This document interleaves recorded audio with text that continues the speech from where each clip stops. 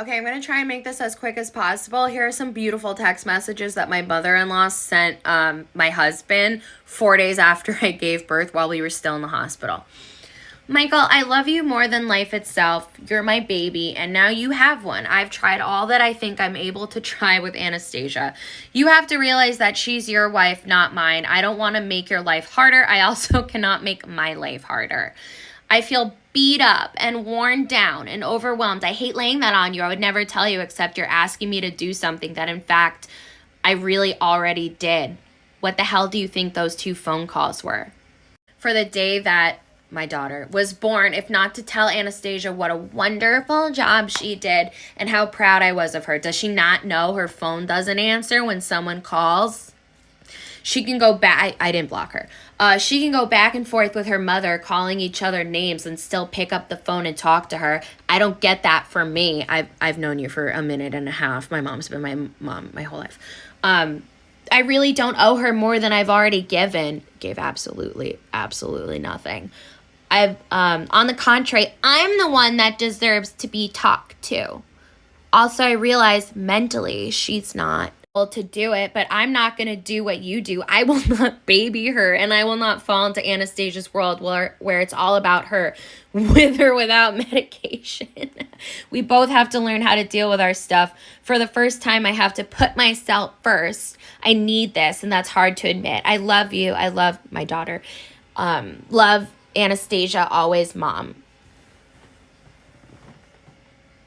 This lady made my entire pregnancy about her. This all stems from her referring to me basically as an incubator and calling my daughter her baby that I was carrying, okay? This lady thinks that she's my daughter's mom. It's crazy. She, wants to she invites herself over to my house, even though she has to fly here, so it's imposing on me. Ruined my wedding. Makes she's extremely selfish. I can give more context, more stories, but these are some beautiful messages she sent her son because we just can't have anything nice, right? Everything has to be ruined. Oh, and by the way, she didn't talk to me for the last 10 weeks of my pregnancy. I've never been disrespectful to her face or on the phone, ever. Except on TikTok, because she can get fucked.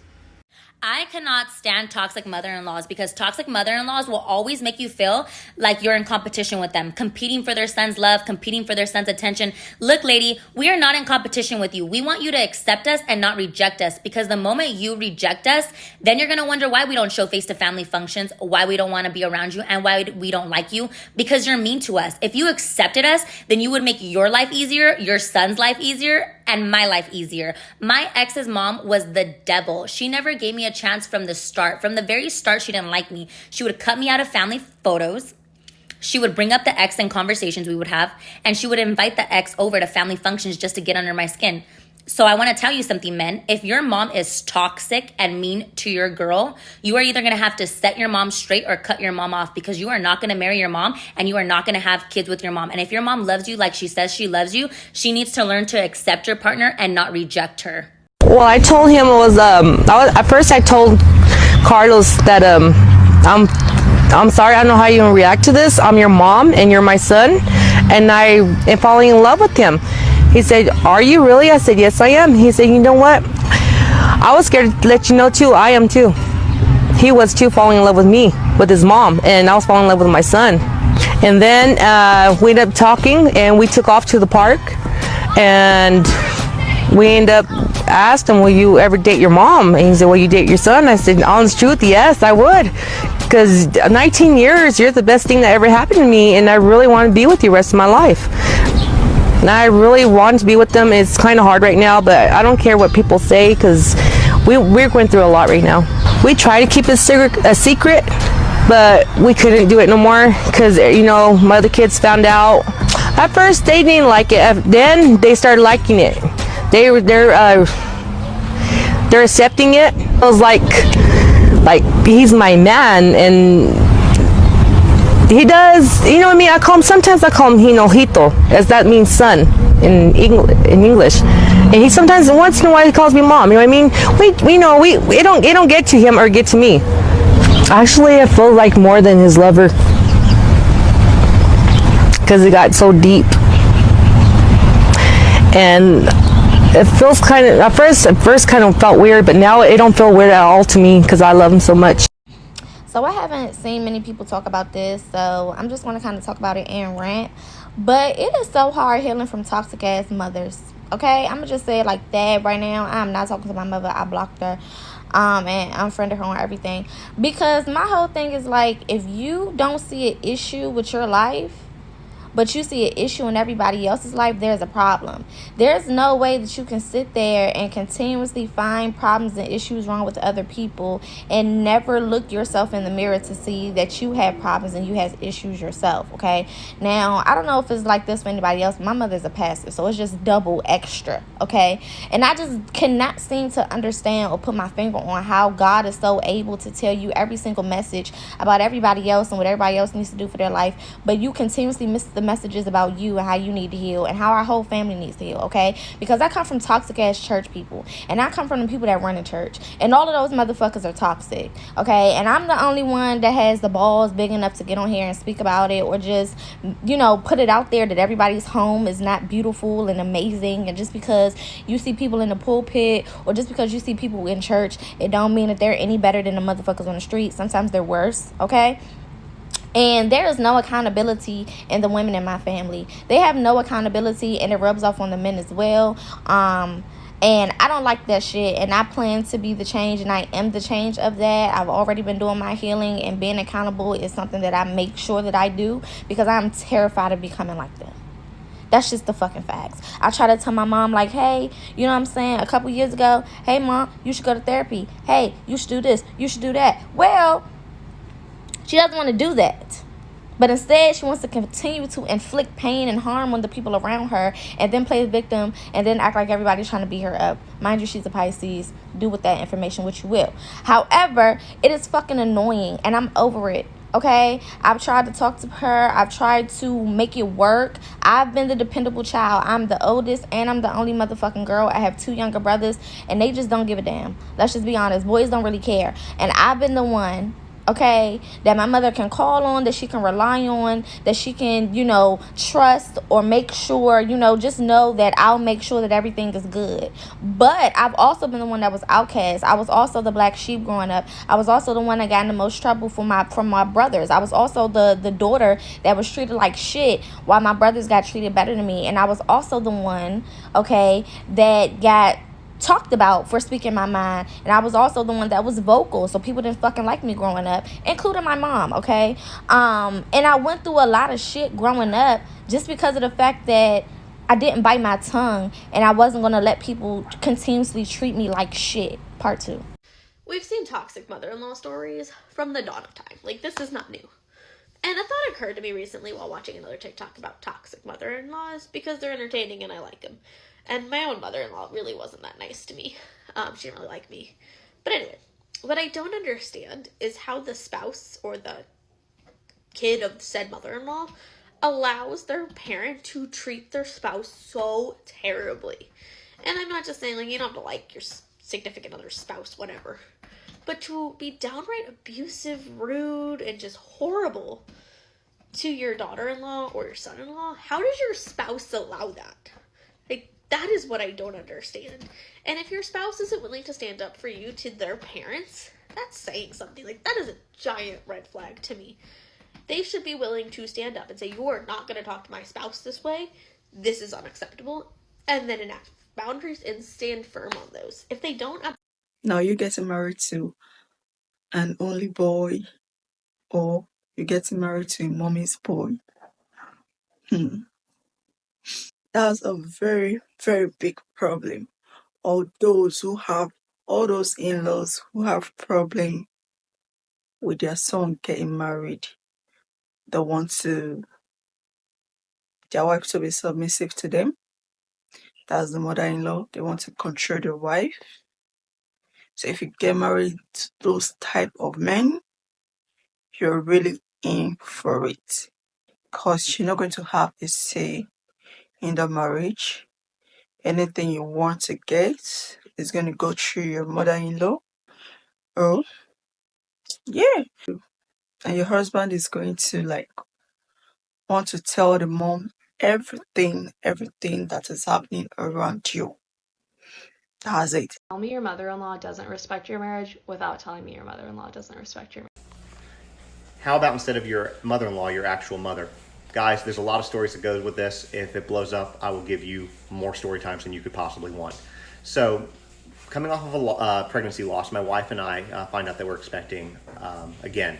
And so the way I tell my mom is there was a rocking horse that I had when I was a kid, and when I had a child, I'm supposed to get that back. So I call her up and I said, hey mom, that rocking horse, I said, we're gonna need it by September.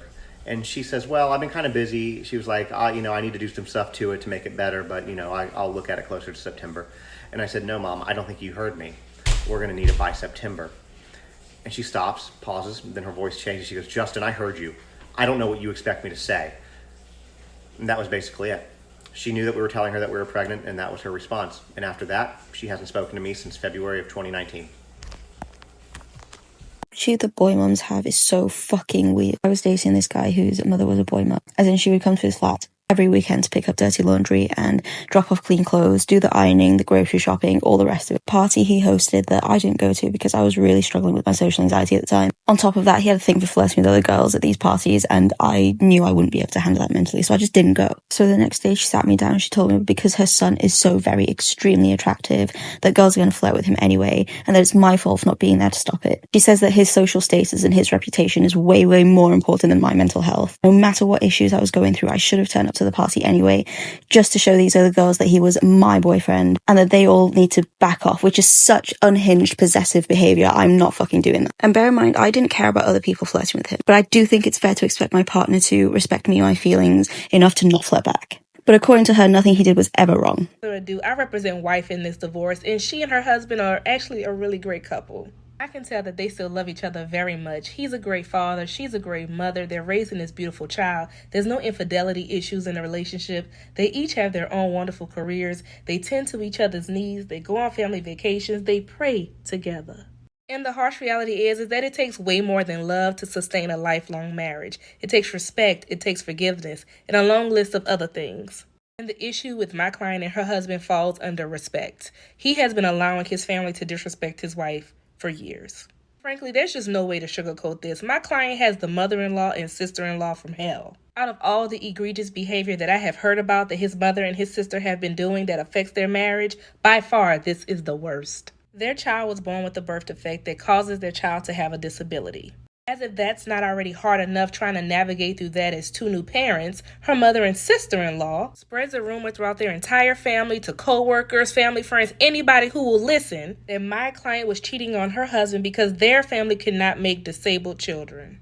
Just the thought of that being a reality is just so disgusting. I was like, no, I must be missing something. There's more to this story. Until I read the text messages of them arguing about it. No, they're just vile human beings. And the crazy thing is, that still did not break their marriage, but this did. So earlier this year, they decided as a couple that they were going to get out of Dallas. They were going to move to a different part of Texas a few hours away. So they decided to save all of their income after they paid bills, and they were pouring everything into their savings account because they were also building their dream home in this new location. So I guess with their builder, they had to make several lump sum payments over the course of their building process.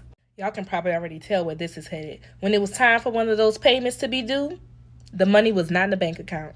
One thing we do know is that he did give that money to either his mother or his sister, and his plan was for them to pay him back in enough time so that he could put the money in the account and his wife would never know. Obviously, that plan didn't work.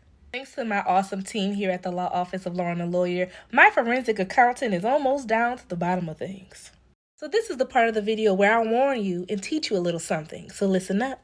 Married couples, especially those that live here in Texas, a community property state, you better be careful about giving away money behind your spouse's back. We have something here called constructive fraud, and while you are out there committing that fraud, we have another term called wasting of community assets, and I'm going to help my client get down to the bottom of exactly what it is you are doing. And these situations are especially sad because of the horror stories that you hear about the things that spouses have to put up with their in-laws. It definitely makes me appreciate my mother and my sister-in-law. Here's another tell me your mother-in-law doesn't respect you without telling me your mother-in-law doesn't respect you. So for our first child, my husband and I came up with the name pretty quickly. We got a custom baby book made, a custom blanket. We had her name up on the wall in the nursery. We were so excited and we loved the name. Now, throughout her whole pregnancy, my mother-in-law did make a few comments how it wasn't traditional. We really should change it. She didn't really like it. But we kind of just ignored it because it was our baby and we were so excited. Now, fast forward to giving birth in the hospital. My mother-in-law was in the room with us at the time, and I was 8 centimeters at this point, and I was in so much pain. I didn't have an epidural. It's my first baby. And she's sitting there and she's going on this whole rant about how we don't respect her. We are going with our own name. She started pulling up her phone and pulling through like all these names that she wants us to name the baby, how we really should be naming a traditional Indian name, how she's the grandmother and she has a right to decide what the name is going to be. I finally turned to her and I'm like, you know what? I need you to stop talking. And if you're not going to stop talking, you need to leave the room because I was in so much pain and it was making me so angry. And she turns to my husband and she starts crying about how I'm so mean, I'm so disrespectful, how it's her duty as a grandmother to come up with the name and how could I do this? It was so frustrating.